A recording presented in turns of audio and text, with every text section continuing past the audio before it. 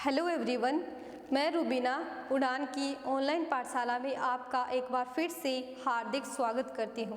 तो last class में हमने जाना था एग्ज़ाम में आए हुए क्वेश्चंस के बारे में, उसी से रिलेटेड अपनी क्लास रहेगी और जो हमारी क्लासेस चल रही है वो नियमित रूप से ऐसी चलती रहेंगी। Okay, let's start the class. हमारा आज का पहला क्वेश्चन रहेगा, निम्नलिखित में से कौन सा सुमेलित नहीं है? प्राचीन अंचल, वर्तमान जिले। इसमें से बताने हैं कि कौन सा सही नहीं है। तो बताना है कि जो चित्तौड़गढ़, वर्तमान चित्तौड़गढ़ है, उसे प्राचीन समय में किस नाम से जाना जाता था? तो चित्तौड़गढ़ का प्राचीन नाम है सीवी, यह भी सही है। और बीकानेर, जो वर्तमान बीकानेर है, उसे प्राचीन समय में जांगल देश के नाम से जाना जाता था। बीकानेर का प्राचीन नाम क्या हो जाएगा? जांगल देश। अर्बुद प्रदेश, अर्बुद प्रदेश किसका प्राचीन नाम था? शिरोई का, ये भी सही है। तो इसमें से गलत क्या होगा? स्पादलक्ष। स्पादलक्ष सीकर झुंझुनू को नहीं बल्कि अजमेर नागौर का जो क्षेत्र था उसे स्पादलक्ष के नाम से जाना जाता था। किसे? अजमेर और नागौर। अजमेर और नागौर का जो क्षेत्र था वो क्या कहलाता था? स्पादलक्ष। क्लियर? ना नेक्स्ट क्वेश्चन, राजस्थान की अंतर्राष्ट्रीय सीमा पर स्थित जिलों का उत्तर से दक्षिण का सही क्रम बताना है। उत्तर से दक्षिण समझ में आ गया? तो इसमें सही है गंगानगर, फिर उसके बाद में बीकानेर, फिर उसके बाद में कौन सा जिला आता है? जैसलमेर, फिर उसके बाद में बाड़मेर। क्लियर? तो सी ऑप्शन अपना क्या हो जाएगा? सही। इस क्वेश्चन की डिस्कस हम नेक्स्ट स्लाइड पे करेंगे। Okay, clear? तो हम बात करते हैं गंगानगर से लेके कहाँ तक? बाड़मेर। ये जो आपको रेखा दिख रही है, गंगानगर, बीकानेर, जैसलमेर और बाड़मेर, यहाँ तक अपना क्या है? बाड़मेर। ठीक है। बात करें गंगानगर जिले का कौन सा गांव है? हिंदू मलकोट। हिंदू मलकोट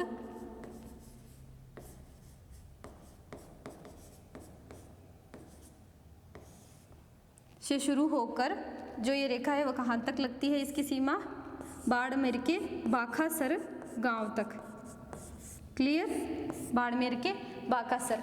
अब हम जान लेते हैं कि राजस्थान की टोटल स्थलीय सीमा पाकिस्तान के साथ कितनी लगती है? तो टोटल लगती है 1070। पाकिस्तान के साथ कितनी लगती है? 1070 किलोमीटर। क्लियर? अब हम क्रम वाइज पढ़ेंगे कि गंगानगर की कितने किलोमीटर सीमा लगती है, बीकानेर की, जैसलमेर की और बाड़मेर की कितने किलोमीटर। क्लियर? तो अगर हम बात करें गंगानगर तक की, यहाँ से लेके यहाँ तक की जो सीमा है वह है 210 किलोमीटर। क्लियर? अगर हम बात करें बीकानेर की, तो बीकानेर की है 168 किलोमीटर। 168 किलोमीटर। अगर हम बात करें जैसलमेर की, तो जैसलमेर की हो जाएगी 464। और सबसे ज़्यादा किसकी लगती है? जैसलमेर जिले की, 464, यहाँ से लेके यहाँ तक। क्लियर? अब हम बात करें बाड़मेर की, यहाँ तक बाड़मेर की लगती है 228 किलोमीटर। कितनी? 228 किलोमीटर। क्लियर हुआ? जो ये रेखा है, इस किस रेखा की बात करें हम? जो मैंने हाईलाइट किया है, जो ये रेखा है पाकिस्तान के साथ, तो इस रेखा को किस नाम से जाना जाता है? रेड क्लिफ रेखा के नाम से जाना जाता है। रेड क्लिफ रेखा। क्लियर? नेक्स्ट क्वेश्चन अपना रहेगा कि दधिमती माता का मंदिर स्थित है। ऑप्शन है कंसुआ, कोटा, ओसिया, जोधपुर, पिपलूद, बाड़मेर, गोठ मंगलोद, नागौर। इसका सही आंसर रहेगा गोठ मांगलोद। ये जगह कहाँ पे है? नागौर में। और किसका मंदिर है? दधिमती माता का मंदिर। क्लियर? नेक्स्ट क्वेश्चन, राजस्थान विधानसभा में प्रोटेम स्पीकर की नियुक्ति कौन करता है? तो इसका सही आंसर रहेगा राज्यपाल। अगर हम बात करें प्रोटेम स्पीकर की कि प्रोटेम स्पीकर होता क्या है, चलो हम बात करते हैं प्रोटेम स्पीकर की। एक होता है स्पीकर और एक होता है प्रोटेम स्पीकर। अगर हम बात करें स्पीकर की तो स्पीकर किसे कहा जाता है? मोस्टली अध्यक्ष को क्या कहा जाता है? स्पीकर।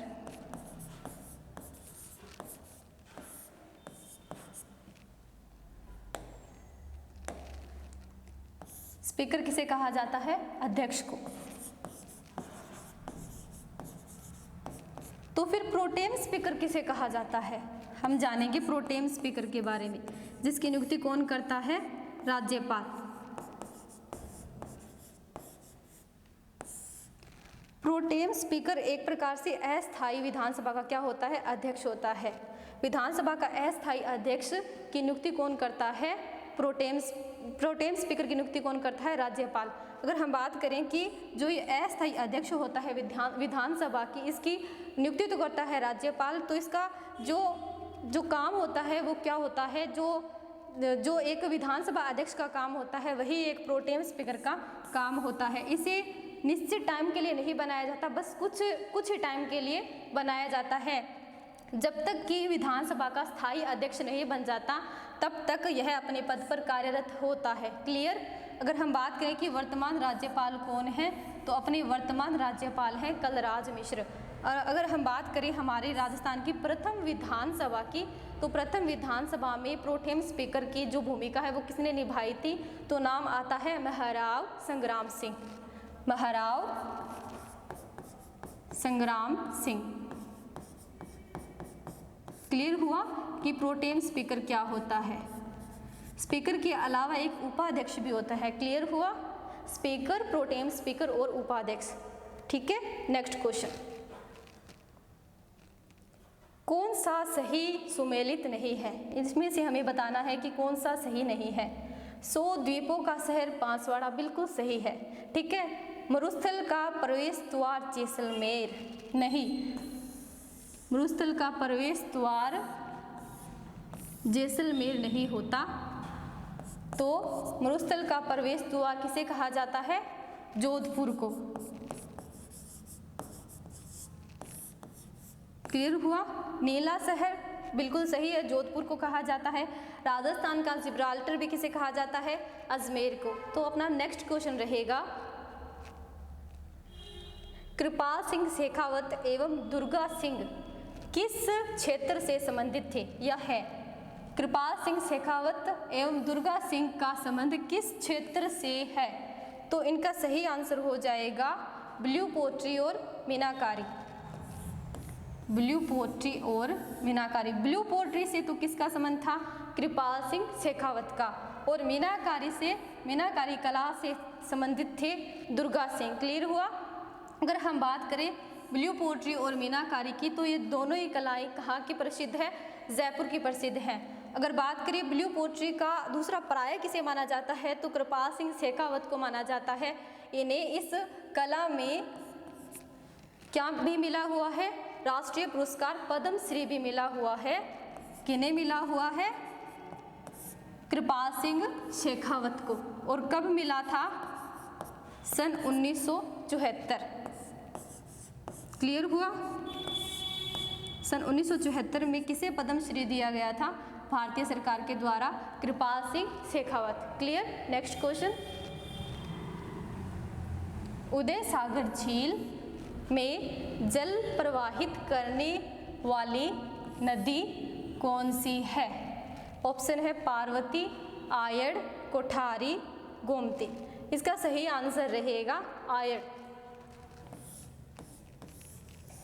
अब हम थोड़ी सी बात आयड़ नदी के बारे में कर लेते हैं कि जो आयड़ नदी है इसका उद्गम स्थान कौन सा है, यह उद्गम कहाँ से होती है। ठीक है, इसका जो उद्गम स्थान है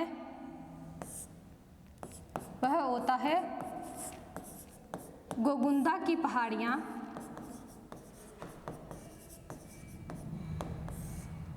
जो कहाँ पे है? उदयपुर में। जो उदय सागर झील है वह भी कहाँ पे है, उदयपुर में, ठीक है। उदय सागर झील, प्रश्न क्या है, उदय सागर झील में जल प्रवाहित करने वाली नदी आयड़ है। ये जैसे नदी है, ठीक है, ये उदय सागर झील है, इसमें जल कौन सी नदी देती है, आयड़। और आयड़ का उद्गम स्थल कौन सा है, गोगुंदा की पहाड़ियाँ, और गोगुंदा की पहाड़ियाँ कहाँ है, उदयपुर में। क्लियर हुआ। तो आयड़ में पानी प्रवाहित होने के बाद इसे किस नाम से जाना जाता है, ये क्वेश्चन भी आ चुका है कई बार। तो इसका सही आंसर रहेगा बेड़च। आयड़ को ही बेड़च कहा जाता है उदय सागर झील में पानी देने के पश्चात। उदय सागर झील जो कि उदयपुर में है, वहाँ पानी देने के बाद इसे बेड़च के नाम से जाना जाता है। क्लियर हुआ। अपना नेक्स्ट क्वेश्चन रहेगा, वंश भास्कर किस भाषा में लिखा गया है। एक ग्रंथ है वंश भास्कर, उसकी भाषा बतानी है कौन सी है, डिंगल, पिंगल, संस्कृत, हाड़ौती। इसका सही आंसर रहेगा डिंगल। सही आंसर क्या हो जाएगा, डिंगल। अब हम बात कर लेते हैं वंश भास्कर की कि इसके रचयिता कौन थे। जो वंश भास्कर है इसके रचयिता थे सूर्यमल मिश्रण। क्लियर। इसके रचयिता कौन थे, सूर्यमल मिश्रण। अगर बात करें इनका जन्म कहाँ हुआ, तो इनका जन्म हुआ था राजस्थान के बूंदी जिले में। जन्म बूंदी जिले में कब हुआ, 1815। क्लियर। इनके पिता का नाम था चंडीदान। चंडीदान कौन थे, इनके पिता। अगर माता पूछे तो माता थी भवाई बाई। क्लियर। भवाई बाई किसकी माता थी, सूर्यमल मिश्रण। और एक नाम आता है इनके दत्तक पुत्र का। इनके दत्तक पुत्र थे मुरारी दान। क्लियर। और वंश भास्कर को पूरा भी किसने किया था, इनके पुत्र, दत्तक पुत्र मुरारी दान ने। क्लियर। चंडीदान इनके पिता का नाम है और भवाई बाई इनकी माता है, और इनका पुत्र है, दत्तक पुत्र है, वह कौन है, मुरारी दान। क्लियर। अपना नेक्स्ट क्वेश्चन रहेगा, सोमकागदर सिंचाई परियोजना किस जिले में स्थित है। हमें बतानी है सोमकागदर सिंचाई परियोजना के बारे में। डूंगरपुर, उदयपुर, बांसवाड़ा, चित्तौड़गढ़। इसका सही आंसर रहेगा उदयपुर।